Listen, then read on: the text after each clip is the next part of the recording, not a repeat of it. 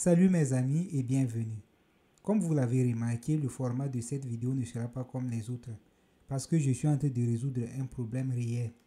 En fait, mon stockage de Google est terminé et pour l'instant, je suis en train d'essayer de trouver une solution pour libérer de l'espace dans mon compte Google. Ainsi, j'ai eu l'idée d'enregistrer en même temps tout le processus afin d'aider les gens qui sont dans le même cas que moi. Nous sommes ici dans mon compte Gmail. Comme vous voyez ici, mail.google.com. Je suis dans mon compte Gmail. Et il est écrit ici que l'espace de stockage du compte est plein. Vous ne pouvez peut-être plus envoyer ni recevoir d'email. Bon, je vais faire un petit récap. Quand nous créons un compte Google, généralement, Google nous donne 15 gigas. Allons dans mon compte Google. Voici mon compte Google. D'habitude, lorsque vous créez un compte Google, ce que vous pouvez appeler aussi votre compte Gmail. Lorsque vous créez un compte Gmail, vous avez un compte Google et vous avez 15 gigaoctets gratuitement. Donc, les 15 gigas sont répartis entre vos photos, vos photos qui sont dans Google Photos, entre vos messages qui sont dans Gmail et puis entre vos documents et autres qui sont dans Google Drive. Tout ça rentre dans les 15 gigaoctets que Google vous donne gratuitement. Et une fois que vous épuisez les 15 gigaoctets, vous allez avoir des difficultés de ce genre. Dans Google Drive, j'ai le même avertissement qui dit que impossible de créer, de modifier ou importer. Espace de stockage insuffisant. Obtenez plus d'espace. Dans tous les cas, Google va toujours vous inciter à acheter plus d'espace. Ben, je ne suis pas trop fan de cette idée d'acheter de l'espace chez Google. Pourquoi? Parce que en fait, vous n'achetez pas un espace. Vous allez sûrement payer pour un abonnement et Google va continuer à prendre votre abonnement, à prendre votre argent chaque mois. Si c'était un espace que vous payez une seule fois pour de bon, ce serait vraiment la meilleure idée. Si vous achetez quelque chose, normalement, vous payez d'un seul coup et la chose devient la vôtre. Mais ce n'est pas le cas chez Google. Vous payez un abonnement qui sera renouvelé chaque mois. Donc, si vous prenez un abonnement mensuel, chaque mois, on va prendre de l'argent sur vous. Je n'aime pas cette idée. Ce que je vous propose de faire ici, c'est d'aller dans one.google.com. Sur cette page, vous allez avoir une idée claire de la gestion de votre stockage. Il est dit ici que j'ai utilisé 128% de l'espace qui m'a été octroyé gratuitement, les 15 gigaoctets. Si vous cliquez dans cette première case, vous allez avoir une idée de comment votre espace est géré. J'ai utilisé 0 gigaoctet dans Google Drive. En tout cas, il y a très peu de choses dans Google Drive. 0,07 giga a été utilisé pour mon compte Gmail, donc pour les messages et les pièces jointes. Ça fait 0,07 gigaoctets. La plus grande partie de l'espace du stockage est consommée par Google Photos. C'est normal parce que toutes les photos que je prends sur mon appareil Oppo Reno 7 et l'autre appareil Oppo A5 2020, toutes ces photos qui proviennent de ces appareils sont synchronisées, au fait, sont téléchargées automatiquement dans le même compte Google qui est ici. C'est pourquoi la plus grande consommation vient de Google Photos. Encore, vous allez avoir ce même message ici qui vous incite à acheter plus d'espace. Comme je l'ai dit tout à l'heure, vous n'achetez pas un espace, vous allez payer pour un abonnement. Je ne suis pas trop fan des abonnements. Et je préfère acheter une chose une seule fois et ça devient la mienne. Je n'ai pas envie de payer à chaque fois pour la même chose. C'est pourquoi je ne vais pas m'abonner ici. Même malgré la promotion qu'on fait ici que le premier mois sera gratuit et c'est après que je vais payer combien par mois? 139 roubles par mois. En tout cas, c'est pas beaucoup d'argent. 139 par mois, c'est pas beaucoup d'argent.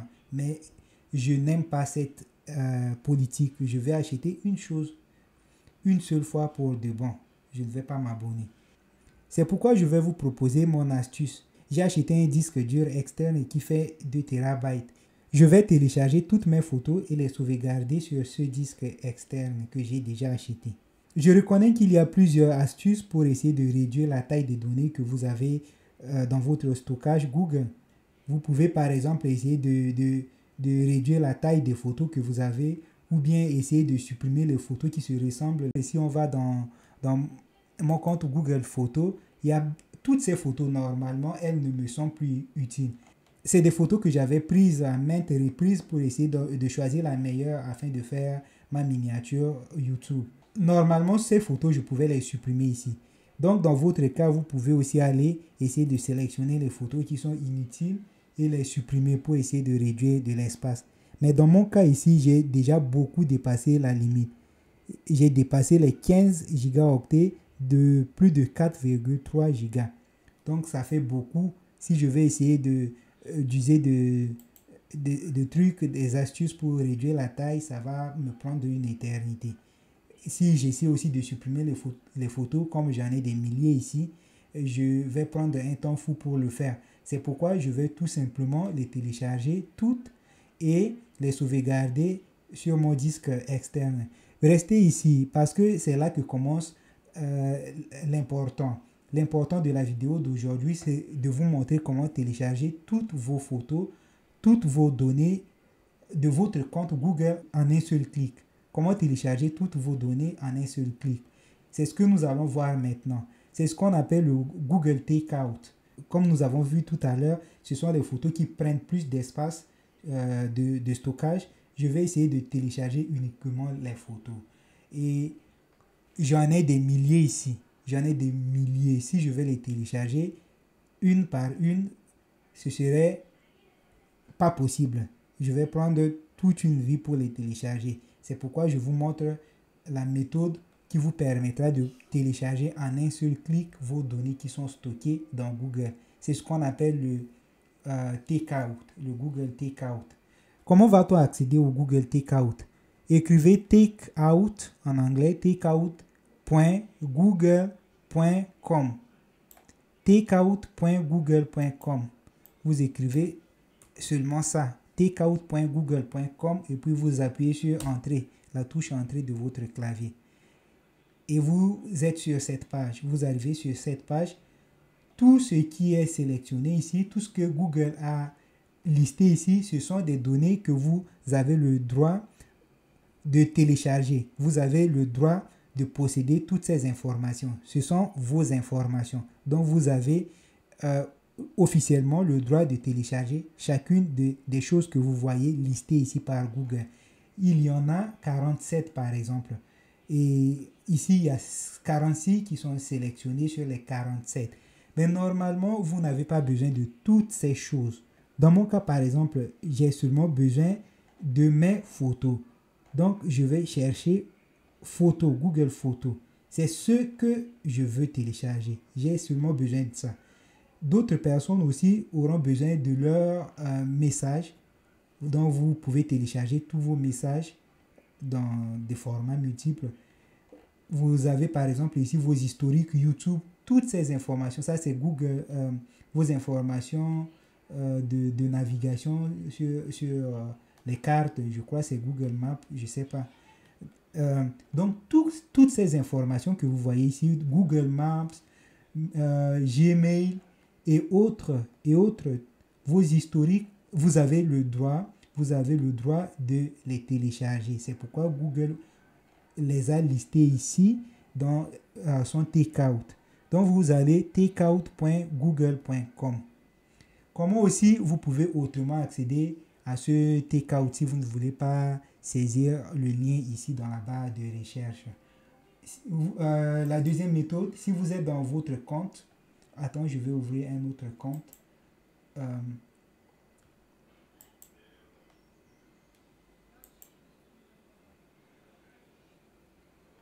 D'accord. Si vous êtes dans votre compte, vous voyez, dans mon compte ici, j'ai utilisé 19,26 gigaoctets sur les 15. Ok, c'est pas l'essentiel. L'essentiel, c'est de vous montrer ici comment, à partir de votre compte, accéder au Google Takeout. Donc, vous allez cliquer sur votre profil. Après, vous allez cliquer sur Gérer votre compte Google. Vous cliquez sur Gérer votre compte Google. Après, il faut aussi cliquer sur données et confidentialité. Vous cliquez sur données et confidentialité. Ensuite, vous allez descendre. Vous allez défiler vers le bas jusqu'à retrouver cette partie qui dit télécharger ou supprimer vos données. Donc, vous cliquez sur télécharger vos données. Et vous allez vous retrouver encore sur la page takeout.google.com. Vous allez vous retrouver sur le même lien que je vous ai montré tout à l'heure. C'est un peu compliqué à partir de votre profil, mais finalement, vous allez vous retrouver sur la même page, takeout.google.com. Qu'est-ce que vous allez faire à ce niveau? Ce que je vous conseille de faire, comme il y a plusieurs choses qui sont déjà sélectionnées ici par défaut, 46 services qui sont sélectionnés sur les 47, et honnêtement, je ne pense pas que vous ayez besoin de télécharger tous ces 46 services. En fait, ça va prendre un temps fou pour être téléchargé parce que ça pèse beaucoup. Donc, ce que je vous conseille de faire, c'est d'abord de commencer par désélectionner tout ce qui a été sélectionné ici par défaut. Vous allez tout désélectionner. Ensuite, comme vous voyez, tout a été désélectionné. Ensuite, vous allez tout simplement cocher les cases à l'endroit où vous voulez télécharger. Si c'est Google, si ce sont vos informations de Drive que vous voulez télécharger, vous allez cocher cette case. Mais en fait, moi, je vais chercher Google Photos. Google Photos, je crois, c'est un peu vers le haut. Non, je me suis trompé. Je vais chercher Google Photos. Voilà Google Photos et je vais cocher rien que Google Photos. C'est ce que je veux télécharger.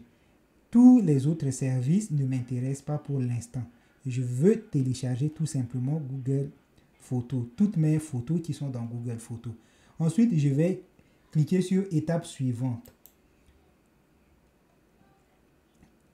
J'ai cliqué sur étape suivante. Le type de fichier, c'est le zip. Donc, toutes ces photos ont été archivées ici.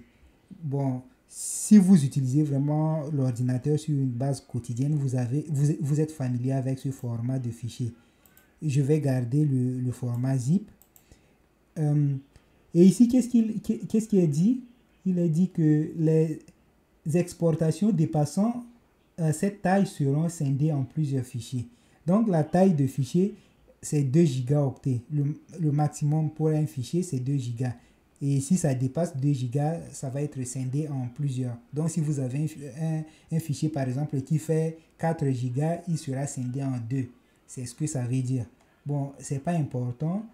Exporter une fois. Je veux tout exporter en une seule fois. C'est important de choisir la première option qui est ici. Et après, qu'est-ce qu'il faut faire? Vous allez cliquer sur créer une exportation.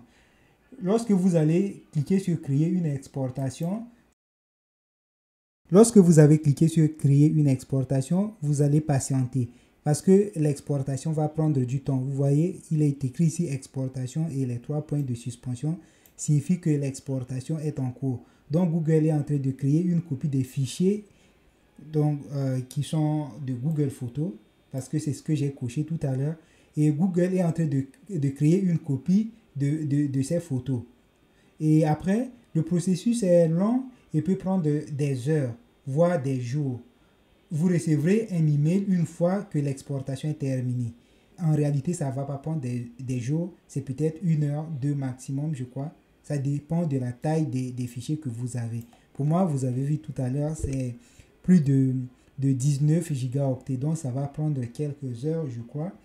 Et une fois que l'exportation est terminée, donc c'est un fichier au format zip, un fichier archivé que Google va m'envoyer sous forme de lien. Donc je recevrai un email avec le lien du téléchargement. Et il me suffira de cliquer sur le lien pour télécharger tous mes fichiers. Donc je vais patienter et peut-être je reviendrai pour continuer la vidéo une fois que l'exportation est terminée. En attendant, je vais vous expliquer ce que j'ai fait. Au fait, j'ai téléchargé toutes mes photos, les bonnes, les mauvaises. Après, je vais prendre le temps pour les trier.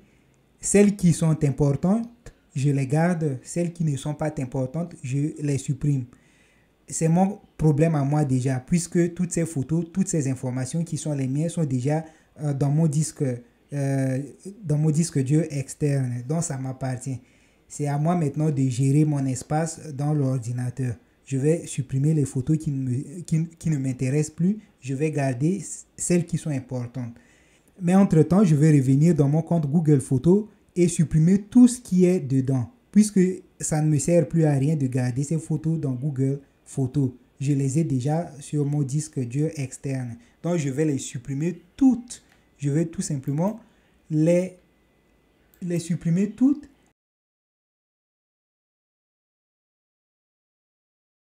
Et ça va me faire combien d'espace déjà, les amis? Essayons de voir ensemble combien d'espace qui est consommé ici par Google Photos. C'est 19,17 gigaoctets que je vais libérer lorsque j'aurai supprimé toutes les photos de Google Photos. Donc après cela, mon compte Google sera un tout nouveau compte, presque vide. Je vais utiliser maintenant sans problème. Je ne vais plus avoir de problème, des messages mis en file d'attente, ainsi de suite. Si vous avez regardé ma vidéo sur le problème de messages mis en file d'attente, je vous ai longuement expliqué que l'une des causes, c'est lorsque vous avez un problème de stockage. Lorsque votre stockage est plein comme le mien ici, vous allez avoir des problèmes à délivrer des messages lorsque vous les envoyez. Ils seront mis en file d'attente. Donc, faites comme moi, libérez de l'espace et vos messages seront de nouveau envoyés tranquillement. Si vous avez aimé cette vidéo, les amis, mettez un pouce bleu en l'air pour m'encourager à continuer dans ce sens. Abonnez-vous à la chaîne si vous ne l'avez pas encore fait et partagez aussi la vidéo avec vos amis pour les aider à résoudre leurs problèmes de stockage dans Google. De mon côté, je vous dis au revoir et on se retrouve dans une prochaine vidéo qui sera mise en ligne très bientôt. Bye!